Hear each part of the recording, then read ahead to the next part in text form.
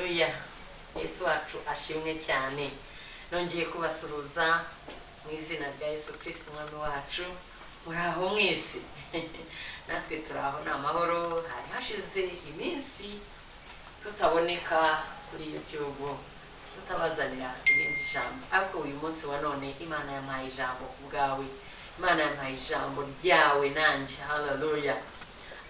Ciye bugufi cyane imbere y'Imana kugira ngo mbe igikoresho cyayo kizima kiza kuyihesha icyubahiro mu gihe gisa n'iki ngiki. Amen. Reka rero tubanze dusenge dushima Imana. Iyi ni Church Preparation TV, YouTube channel ya Kristo itambutsa ijambo ry'Imana. Nta n'ikindi kiberaho uretse ijambo ry'Imana. Amen amen. N'ibiganiro bijyanye n'ubutumwa bwiza bijyanye n'ijambo ry'Imana. Mana rero ibaho umugisha. Reka mbanze nsenge ntarabagezaho ijambo.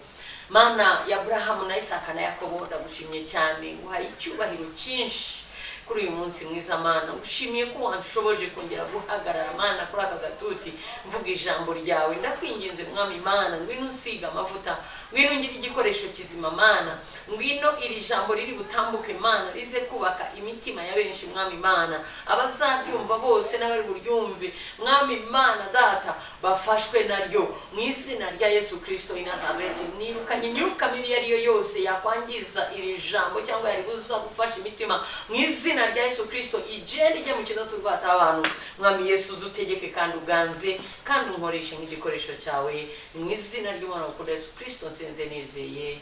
Amen amen. Haleluya. Tuzanye ijambo rero, ijambo riryoshye cyane rivuga ngo gumamo neza ntacyo uzabura. Gumamo neza ntacyo uzabura.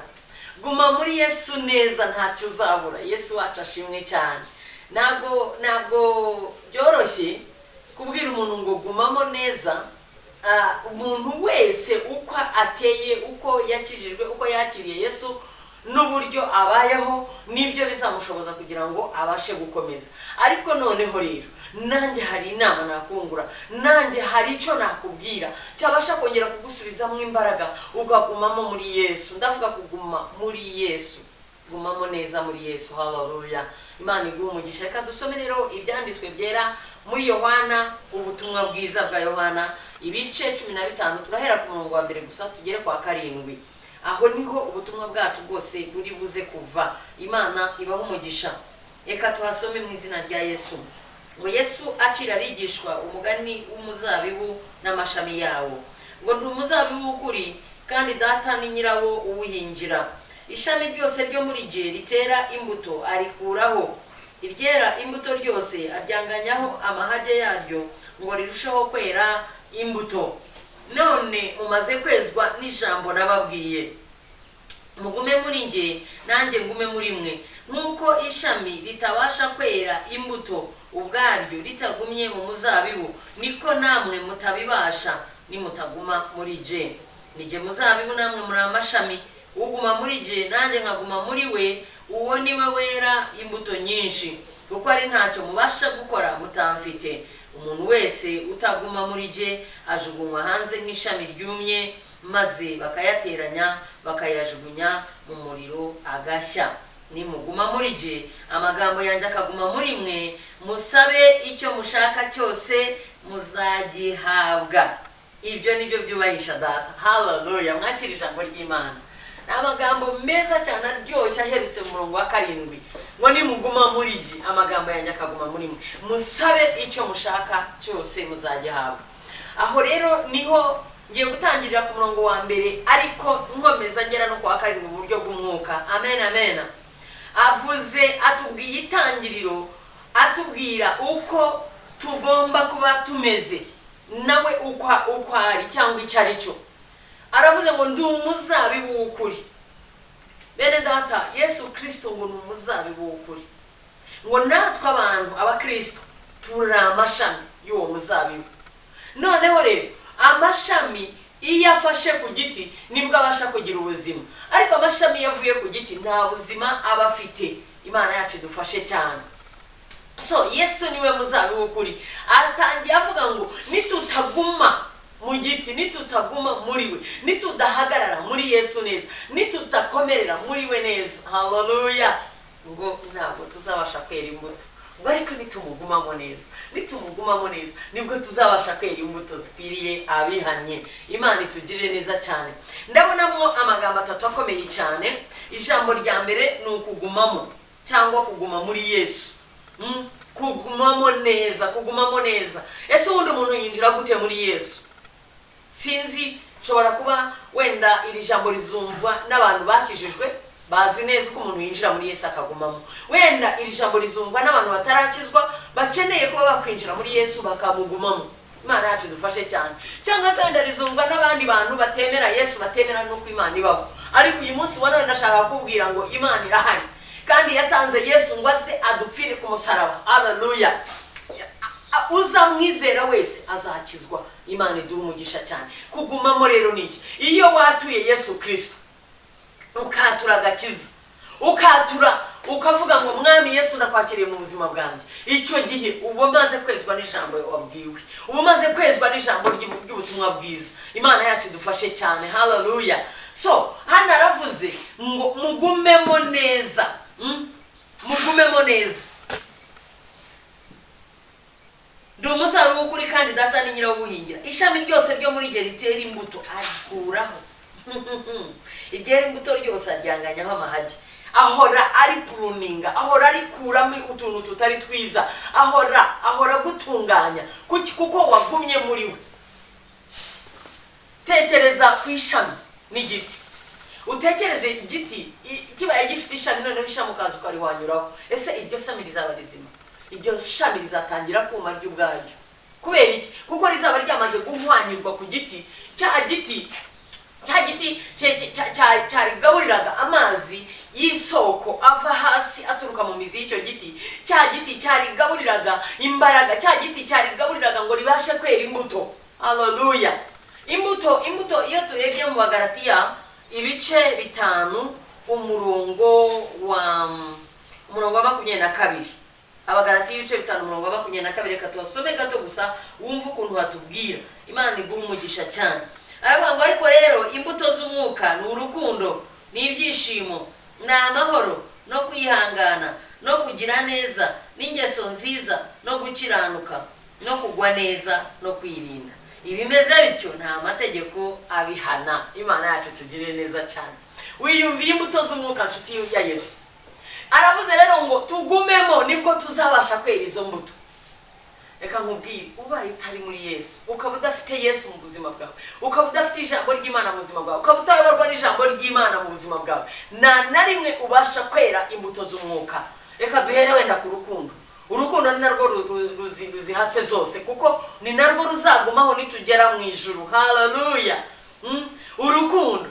Udafite Yesu, udafite ijambo ry'Imana, udafite Imana muri wowe, ntabwo ubasha kwera imbuto y'urukundo. Kuko hanze ahangaha hari ibibazo byinshi cyane bishobora gutuma abantu bangana. Hari ibintu byinshi bishobora gutuma abantu bakoshorana. Yesu wacu ashimwe cyane. Haleluya. Ashimwe cyane. Hari ibintu byinshi hanze ahangaha bishobora gutuma abantu bangana, abantu bakoshorana. Hari umwuka w'ishyari. Hari umwuka w'ishyari uri hanze ahangaha uteye ubwoba cyane. Umuntu gusa akakubona akakwangira ubusa. Hari umwuka wo kwikunda. Buri muntu wese akumva ibyiza byose ariwe bikwiye kubaho. Akumva ijambo ryiza ariwe warivuga, akumva itorero ryiza ariwe waritunga, akumva inzu nziza ariwe wayubaka, akumva ariwe watwara imodoka nziza. Hakazamuka umwuka wa competition, bikagira gute bikabaho guhangana mu isi y'umwuka. Ntabwo udafite Yesu, udafite ijambo ry'Imana, ntabwo wabasha kwera imbuto y'urukundo. Imana yacu dufashe cyane. So niki rero bisaba? Birasaba wowe nanjye twigumire muri Yesu. Haleluya. Korari Yehova iraririmbye ngo niba uri muri Yesu neza gumamo. Niba ndi muri Yesu neza, niba wowe uri muri Yesu neza, reka twigumiremo. Imana yacu tugirire neza cyane. Nitumara kugumamo tuzashobozwa. Hari ijambo Paulo yavuze mu Bafilipi rivuga ngo nshobozwa byose na Kristo Yesu kuko ari we umpa imbaraga. Amen. Nshobozwa na Kristo kuko ari we umpa imbaraga. Utari muri Kristo ntabwo wabasha kwera imbuto n'imwe. Hari imbuto y'urukundo, hari imbuto y'amahoro, hari imbuto y'umunezero, hari imbuto yo kwihangana, hari imbuto yo gukiranuka, hari imbuto yo kugwa neza, hari imbuto yo kugira neza, hari ingeso nziza, hari no kwirinda. Ibyo byose nta muntu n'umwe wabashishwa kubikora atari muri Yesu imbere, atinjiyemo neza ngo agumemo. Ni gute rero umuntu yaguma muri Yesu? Haleluya! Umuntu aguma muri Yesu iyo amaze kwatura akihana agakizwa, abasha kuguma muri Yesu mu buryo bwo guhora asenga. Imana ishimwe cyane. Guhora uvugana n'Imana, guhora uvugana n'Imana. Uzarebe niyo ari abafiyanse cyangwa abandi bantu bakundana cyangwa se umugabo n'umugore, iyo batavugana neza buri gihe ntabwo babana neza, nta nubwo bahuza. Imana idufashe cyane. So bisaba ko umuntu mukomeza mukavugana, haleluya, kugira ngo urukundo rwanyu rukomeze rwiyubake, imbaraga zanyu, ubumwe bwanyu bukomeze bwiyongere kandi bukure. Niko rero na Yesu bimeze, haleluya. Dukomeza tukavugana n'Imana mu masengesho, turakomeza tukavugana n'Imana dusoma ijambo ryayo, turakomeza tukavugana n'Imana dukora imirimo yayo. Imana itugirire neza cyane. Iyo usenga ukavugana n'Imana, iyo usoma ijambo ry'Imana nayo ikavugana nawe, ubasha no gukora imirimo y'Imana, ubasha no gusohoza iby'Imana ishaka. Imana itugirire neza cyane. So imbuto rero z'umwuka nta muntu n'umwe ushobora kubasha kuzera atari muri Yesu. Niyo mpamvu yavuze ngo nimugume muri njyewe, ngo kuko nibwo muzabashishwa kwera imbuto, nibwo muzabasha kwera imbuto zikwiriye abihane, nibwo haleluya. Reka wenda tuharebe naho mu Bagalatiya aho ngaho nyine umurongo wa 16 aravuga ngo ndavuga nti muyoborwe n'umwuka, kuko aribwo mutazakora ibyo kamere irarikira, kuko kamere irarikira ibyo umwuka yanga, kandi umwuka yifuza ibyo kamere yanga, kuko ibyo bihabanye. Nicyo gituma ibyo mushaka gukora atari byo mukora. Ariko niba muyoborwa n'umwuka ntimuba mugitwarwa n'amategeko. Imana yacu dufashe cyane. Twakijijwe kubw'ubuntu bene data, twakijijwe kubw'imbabazi z'Imana. Iyo biza kuba ibyo ngibyo Imana itatugiriye imbabazi n'ubuntu, ntabwo bamwe bari kubasha kubabarirwa ibyaha byabo, kuko wenda byari bikabije cyane. Imana itugirire neza cyane. Ariko ndashaka kubwira ngo nubwo waba warakoze icyaha kingana iki, iyo usabye Imana imbabazi, Imana ibasha kukubabarira. Yesaya 1:18 harambwira ngo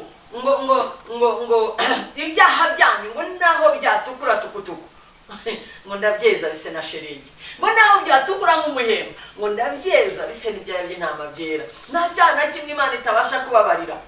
Imana ishimwe cyane. So iyo uri muri Yesu rero ubasha gusenga uyobowe n'umwuka wera, ubasha guhabwa imbaraga n'umwuka wera ukaba imbere y'Imana, ubasha guhabwa imbaraga n'umwuka wera akagufasha, akagushoboza kujya ujya imbere y'Imana ukayibwira ibikunaniza, ukayibwira ibikoroheye n'ibigukomereye, ukayibwira ibyo wifuza n'ibyo ukeneye, ukayibwira ibyakunaniye, ukayibwira ibyakugushije. Yesu wacu ashimwe cyane. Uzi ko hariho abantu bajya batinyuka kuryama badasenze kubera ko bananiwe cyane, biriwe mu kazi bakora bakoreye n'amafaranga menshi, ariko yataha kumva nta mpamvu yo gusenga agahita yiryamira. Mu gitondo yabyuka kuko yakererewe, aragomba kujyana abana ku ishuri, aragomba gukora ibi n'ibi, aragomba kujya ku kazi, masaha yamurangiranye kandi hari inama, akabyuka agakubita hari ikiringiti akagenda adasenze. Muntu w'Imana, nshuti ya Yesu, jya ubyuka ubanza ushimira Imana ko yakuramukije amahoro. Hari abasinziriye ntibicura, hari ababyutse barembye, wowe ubyutse uri muzima ubashije no guhaguruka. Imana idufashe cyane. Nibura fata niyo yaba umunota umwe cyangwa 2 cyangwa 5 cyangwa 10, Imana yacu ishimwe cyane. Ubwira Imana ngo Mana ndagushimye ko wandinze muri iri joro. Ugirane communication nayo, ugirane ubumwe nayo, usabane nayo. Imana dusabana nayo mu masengesho, Imana dusabana nayo dusoma ijambo ryayo, Imana dusabana nayo igihe tuba dukora imirimo yayo. Haleluya. Rero nibura kimwe muri ibyo ngibyo ugikore, cyangwa 2 muri ibyo, cyangwa byose, ariko ubundi urabinanizwa n'iki. Imana ishimwe cyane. Niba wasenze ukaba wasomye ijambo ry'Imana rikaba ryakubwiye ibyo ukwiye gukora, wahagurutse nabyo ukabikora, urabuzwa n'iki kubikora? Wenda Imana iraguhatira kujya gusura abarwayi kwa muganga, haguruka ugende ubasure, kuko Imana ni wowe yatumye, ni wowe kuboko kwayo kugiye kugenda kubwiriza bariya abantu, ni wowe kuboko kwayo kugiye kugenda guhumuriza uriya murwayi, ni wowe kuboko kw'Imana kugiye kugenda, haleluya, gufashe abashe gukira, abashe kugira morali, ubuzima bwe bwongere bugafite mu imbaraga. niba Imana yakuganirije abwira ajya gusura umushumba runaka, haguruka ugende umusure. Yesu wacu ashimwe cyane, umushyigikire. Imana ishimwe cyane. Haleluya. Ibi ngibi birakomeye. Ndumva ndi gutinya kubivuga, ariko ngiye kubivuga. Nudashyigikira umushumba urumva ari ndu uzamushyigikira. Abakozi b'Imana urumva ari ndu uzabashyigikira, ko nta business yindi bafite ibyara inyungu. Nubwo badututse bakavuga ngo turya amaturo n'ibindi, ariko ndagira ngo mubwire ngo nawe bakubwiye ngo urya ari amaturo ntago yagutunga. Imana idugire neza cyane, ni make cyane, nta kintu yakumarira ukurikije ibyifuzo byo muri iyi si abantu bakeneye. None se niba utamutabaye ngo umusure nawe umuhe icyo cya 10 cyangwa umuhe iryo turo cyangwa umuhe iyo mpano, yeba abana we urabona azabaho gute? Abana be baziga gute? Ibyo kurya bazabibana babigenze bite? Gukodesha inzu bazayikodesha bigenze gute? Nutabashyigikira ubwo so uzaba igikoresho cy'Imana. Yesu wacu ashimwe cyane. Kugira ngo rero ubashe kwera izo mbuto zitandukanye, urwo rukundo rwo gukunda bene data, urwo rukundo rwo gukunda abakozi b'Imana no gukunda umurimo w'Imana, urwo rukundo rwo gukunda abababaye ukabafasha ukabashyigikira, ugatabara, Imana niguha izo mbaraga mu izina rya Yesu, kuko nibwo uzabasha kwera iyo mbuto uri muri Yesu. Guma muri Yesu, gumamo neza, nta na kimwe uzabura. Aduhaye isezerano ridafite condition ikomeye. Condition imwe gusa yoroshye, ngo gumamo. Haleluya. Gumamo, hagararamo neza muri Yesu. Izere, senga, soma ijambo, haguruka ukora ibyo Imana ikuyobora mu bushobozi bwawe. Ntabwo igusabye ibirenze ibyo utunze. Yesu wacu ashimwe cyane. Ntabwo igusabye ibirenze imbaraga zawe.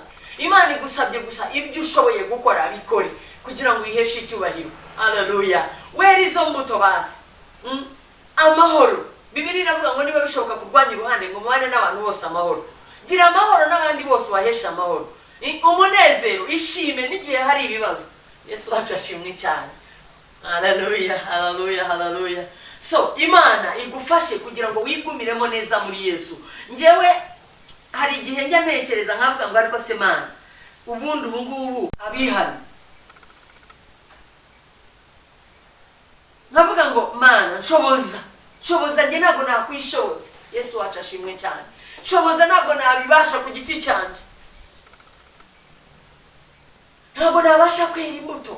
Reka ubu se wanezerwa gute wifuza ikintu wakibuze? Umunezero ubundi wakavuye he?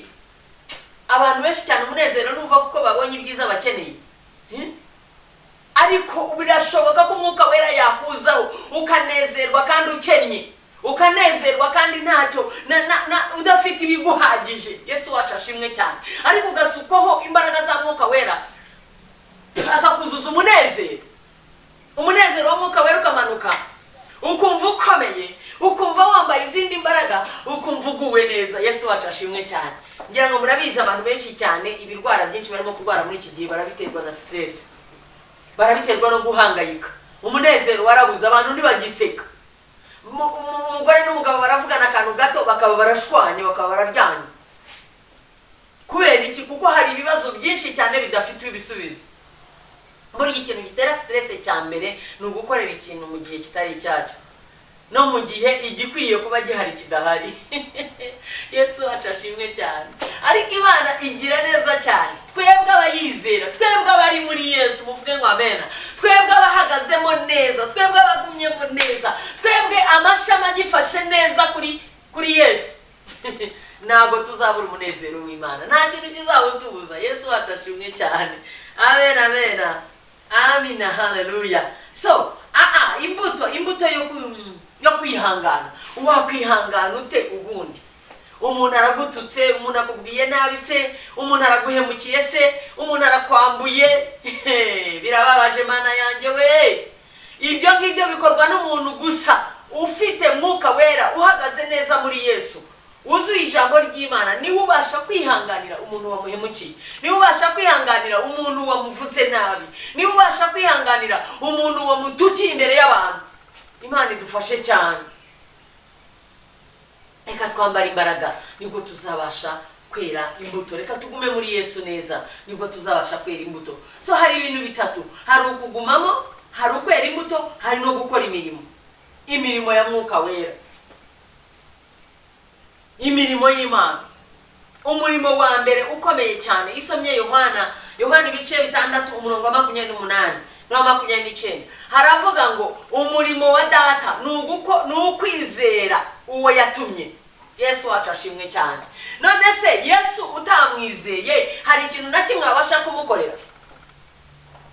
Umuntu udafite kwizera ntashobora gukunda mwene se. Umuntu udafite kwizera ntashobora kunezerwa. Umuntu udafite kwizera ntashobora kugira amahoro yo mu mutima. Umuntu udafite kwizera, haleluya, umuntu udafite kwizera ntabwo ashobora na rimwe guhagarara muri ibi bihe bikomeye turimo.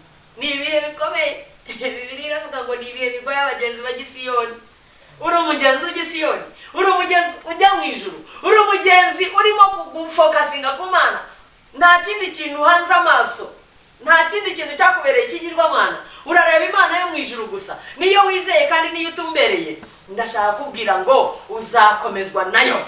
Uzakomezwa n'ijambo ry'Imana, uzakomezwa no kwizera, uzakomezwa n'ibyiringiro biva kuri yo. Haleluya. Imana igukomeze mu izina rya Yesu. So kwera imbuto rero tuzera ari uko tugumye muri Yesu. Hanyuma imirimo tubashishwa kuyikora ari uko tugumye muri Yesu. Imana idufashe cyane. So tugume muri Yesu. Tugume muri Yesu nibwo tuzabashishwa byose mu izina rya Yesu. Ngo ishami ryose ryo muri geritera imbuto umurongo wa 2 ngo arikura rigera imbuto ryose aryanganya amahage yaryo ngo rirusheho kwera imbuto nyinshi. Wumvise ngo ishami ritabasha kwera imbuto, ishami ryihabuye kuri Yesu rikananirwa kwera imbuto, ishami ryananiwe gusenga, ishami ryananiwe kwizera, ishami ryananiwe gusoma ijambo ry'Imana ngo rimenye iby'Imana imushakaho, iryo shami rinanirwa kwera imbuto. Iyo rinaniwe kwera imbuto ngo Yesu ararifata akari ngo data nyirawo, data niwe nyirawo uhingira, Imana irikuraho. Iryera imbuto ryo bakaryanganyaho amahage. Amahage ni utuntu tw'utunuza tumera mu mpande tw'udushami dutoya ariko tudafite umumaro. Imana idufashe cyane. Utwo tuntu rero iyo tumeze tukaza mu mpande mu mashami manini dutuma ya mashami atabasha kwera neza. So nyiri guhinga, nyiri umurima, nyiri giti, nyiri wagiteye araza agapurundinga agakuramo twa tuntu kugira ngo ryashami rirusheho kubyibuha n'imbuto zaryo zirusheho kugubwa neza, amazi ave mu giti hasi mu mizi azamuka ze arigeremo neza. Imana ishimwe cyane. Aryanganyaho amahage. Amahage ni iki mu buryo bw'umwuka? Amahage ashobora kujya mu ishami, ashobora kujya mu mutima wawe, nawe urayazi. Hari icyaha gishobora kukubuza konka ku mashereka y'Imana.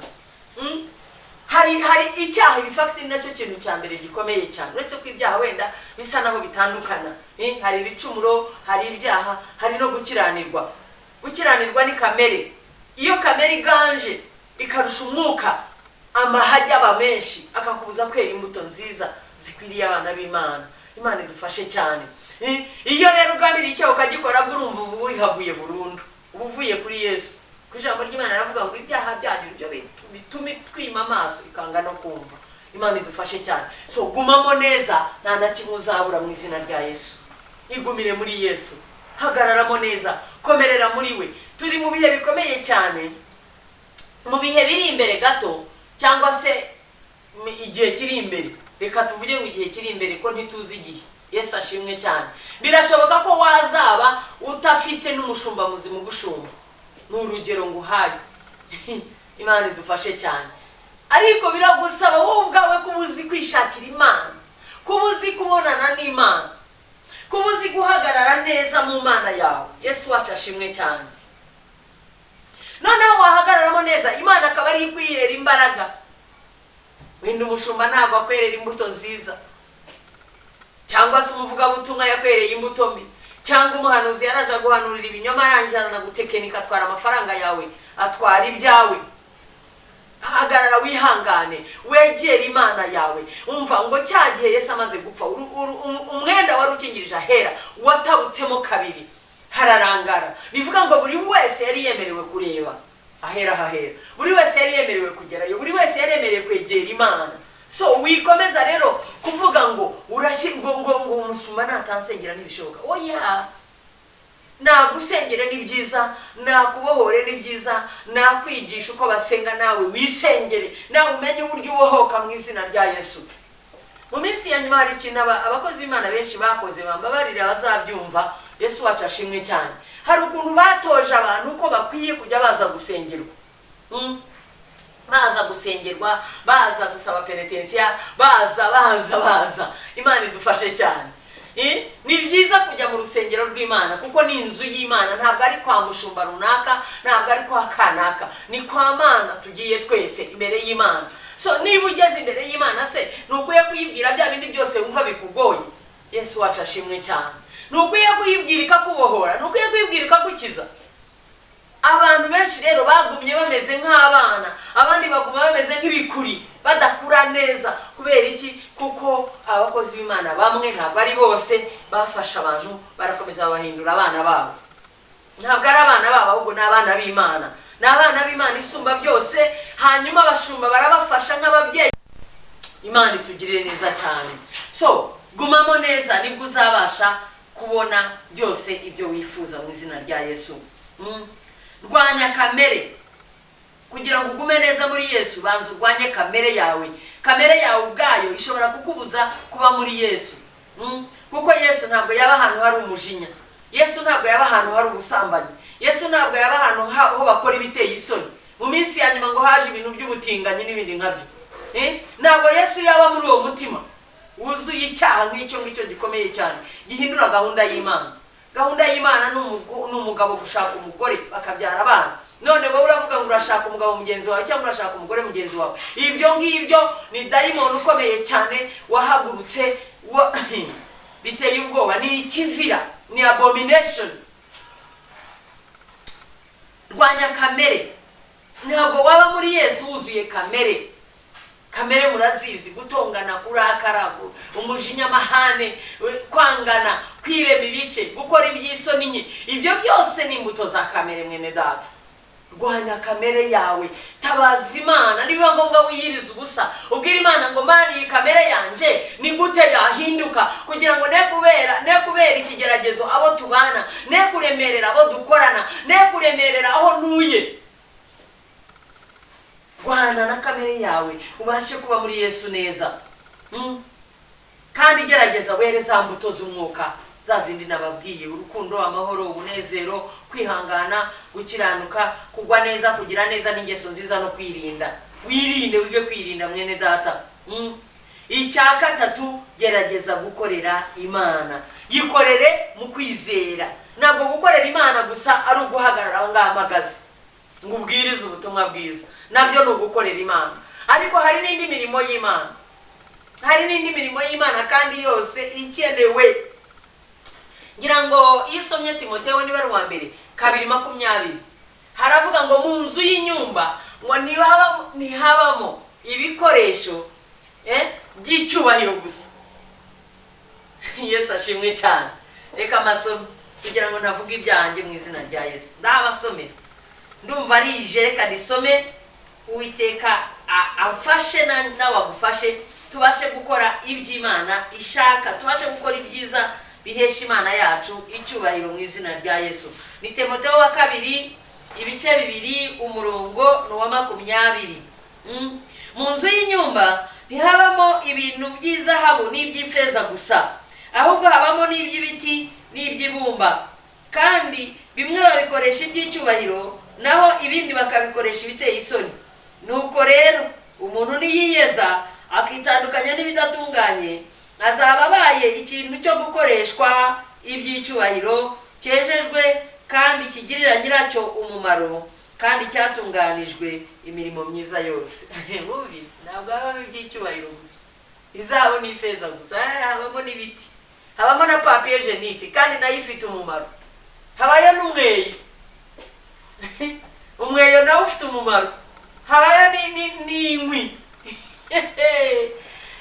Mu nzu y'inyumba habamo n'inkwi na gaze icanwa. Imana idufashe cyane. Aha ngaha Pawulo yandikiraga Timoteyo aramubwira ati: nuko rero umuntu niyiyeza akitandukanya n'ibidatunganye, azaba abaye igikoresho cyiza kigirira nyiracyo umumaro, kandi cyo gukoreshwa iby'icyubahiro. Imana idufashe cyane.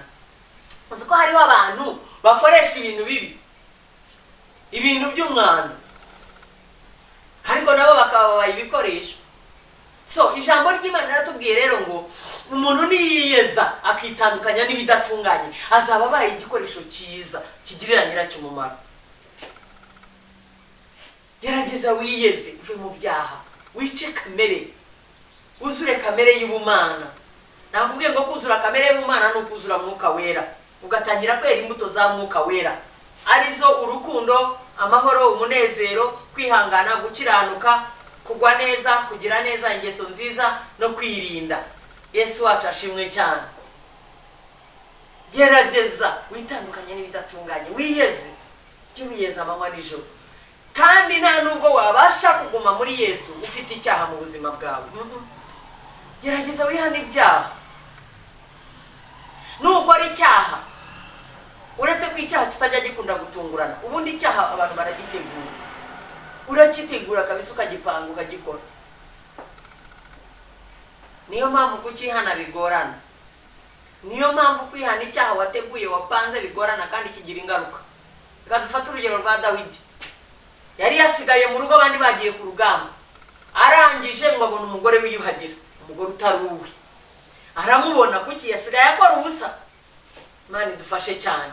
Arangije ngo ntiyarekera aho ngaho, arifuza, ntiyarekera aho kwifuza gusa ngo nibura aze gusaba Imana imbabazi ko kamere yamuhase kwifuza umugore utari uwe. Arangije afata imyanzuro, atuma kuri wa mugore, araza amukorera ibyo yamukoreye, niyagarukira aho ngaho arushaho gukomeza gukora icyaha nanone. Atuma umugabo we ngo aze noneho bazabeshye basibanganye bavuge ngo umwana n'uwo. Yesu wacu adufashe cyane. Umugabo aje nabwo yanga kujya mu rugo rwe nk'uko bikwiye, kuko yari umusirikare uzi intambara icyo ari cyo, yari azi urugamba icyo ari cyo, ntabwo yashakaga guterana bagenzi be ku rugamba.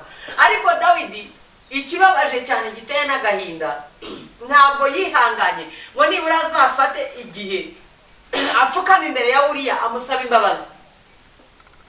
Ahubwo yaratumye ati mumushyiraho akomeye apfe birangire, n'ubundi umugore mwigumanire namukunze. So icyaha uragitegura, ariko icyaha wateguye ugakora kigira ingaruka zigikurikira. Niyo mpamvu uriya mwana babyaye atabayeho, na Imana ntabwo yemeye kwabaho, ko yari yavukiye mu cyaha gikomeye cyane. Uriya mwana yari kugira ibibazo bikomeye cyane mu isi. Imana idufashe cyane. Haleluya. So gerageza kwera gukorera Imana yawe, gerageza kunezeza Imana yawe. Aho ngaho nahavuye. Yesu wacu ashimwe cyane. Kwizera niko gutuma tubasha gukorera Imana. Ntabwo wabasha kuvuga ubutumwa bwiza udafite kwizera. Gerageza ubwiriza ubutumwa bwiza. Nk'ubu ngubu Yesu ari hafi kugaruka. Hari abantu benshi cyane b'abavandimwe bacu batari bakizwa, batari bihana, batari bahinduka. Ariko turabihoreye, turicecekeye. Buri muntu yibereye mu nguni, unibereye mu nguni. Turiho turasenga, abashumba, abakozi b'Imana, bavuga butumwa, bahanuzi. Turiho twebwe turabarikiwe mu Mana, dutegereje Yesu ko azaza kutujyana. Ariko abavandimwe bararimbuka kuko bari mu byaha. Ni gute twababwiriza? Nta muntu wabasha kuvuga ubutumwa adafite kwizera. Yesu wacu ashimwe cyane. Bibiliya iravuga ngo umuntu ubwiriza ubutumwa bwiza agakiza imitima ngo ni umunyabwenge. Mu Migani 11:30. Ntabwo twabasha gushyigikira abakozi b'Imana tudafite kwizera. Ntabwo twabasha gufasha imfubyi n'abapfakazi tudafite kwizera. Iyo urebye urugero rw'uwo mupfakazi wagaburiye Eliya, Eliya araje arashonje, inzara iramwishe, asanze umupfakazi arimo arundanye udukwi ngo nawe asonga ubugari bwa nyuma, hanyuma baburye bipfire nk'abandi bose, inzara ibice, kuko ikibo cyari gishizemo ifu. Iyo yonyine niyo yari isigayemo y'umwari kumwe. Ngo arangije Eliya aramubwira ngo banza unyarikire unzanire njye, hanyuma ibindi uze kumbaza nyuma. Uriya mugore, uriya mupfakazi yatagira kwizera, ntabwo aba yaremereye Eliya ngo amugira ate amusongere buriya bugari. Yesu wacu ashimwe. Yari yabonye ko uriya mugabo ashobora kuba ari umuhanuzi, yari yabonye ko Eliya ashobora kuba ari umuhanuzi w'Imana, cyangwa se wenda yaranamuzi, reka tuvuge gutyo. ariko yagize ati yaremeye aragenda musongera ubugari arabuzana bo batararya arabumuzanira amaze kumuzanira abona gusubira n'abajya gusonga ubwabo. Uyu munsi wa none babikubwiye wabyemera? Bakubwiye bati iyo nzu yawe yizane pasiteri ayibemo wowe ugenda ujye gukodesha, wabyemera? Bakubwiye bati iyo modoka utwara pasiteri nta modoka afite yizane ayitware, wabyemera? Umva nabyo wakwemera, maze ufite inzu zirenze imwe ntushobora no guha umukozi w'Imana ngo we nabemo, yarabuze yaba. Ufite imodoka zirenze imwe ntushobora nibura no kujya umuhari ifite akeneye kujya gukorera Imana, nabyo birakugora bikakunanira. Na rimwe rero umuntu yabasha gukora iyo mirimo adafite kwizera. Yesu wacu adufashe cyane twambare kwizera bene data. Bibiliya irambwira mu Baheburayo 11 umurongo wa 5 wa 6 ngo udafite kwizera ntibishoboka ko anezeza Imana, ngo kuko wizera Imana wese, uwegera Imana wese akwiye kumenya yuko iriho, ngo kandi igororera abagira gute abayishaka. Akwiye kumenya yuko Imana ari itanga ingororano. Imana itugirire neza cyane. Ngana ku musozo, umupfakazi yabashije kugaburira Eliya kuko yari afite kwizera. Imana itugirire neza cyane gufasha abababaye. Tabita ntabwo yari kudoda iriya myenda yose yahaye abakene adafite kwizera mu Mana ye. Yari afite kwizera, yari afite ibyiringiro bizima, yari afite gutegereza Imana, yari afite guhanga amaso Imana. Icyo gihe niyo mpamvu Imana yamukoreye ibintu bidasanzwe, arapfa. Amaje gupfa barasenga arazuka. Yesu wacu ashimwe cyane. Yabikoraga afite kwizera. Nta muntu ujya ubasha gukora imirimo y'Imana adafite kwizera. So zamura kwizera kwawe rero. Nta kundi kuntu umuntu yaguma muri Yesu atagira kwizera. Imana idufashe cyane. Hallelujah. So ndangiza in summary cyangwa recap, umuntu aguma muri Yesu iyo akomeza gusenga Imana no kwegera Imana no kuvugana nayo. Icya kabiri, umuntu aguma muri Yesu, hallelujah, iyo akomeza kwihana ibyaha n'ibicumuro no gukiranirwa, agerageza kurwanya kamere kugira ngo ayivemo burundu, nibwo abasha kuguma muri Yesu. Ariko iyo wirekuye ukagumuka ukarelaxinga mu byaha, umva ntabwo usigera uguma muri Yesu, nawe ntazaguma muri wowe. Ariko nukizwa neza ugakomeza usenga, ugakomeza wihana, ugakomeza usaba Imana imbabazi, ugakomeza wisuzuma. Bibiliya iravuga ngo winire wisuzume batari bagusuzuma.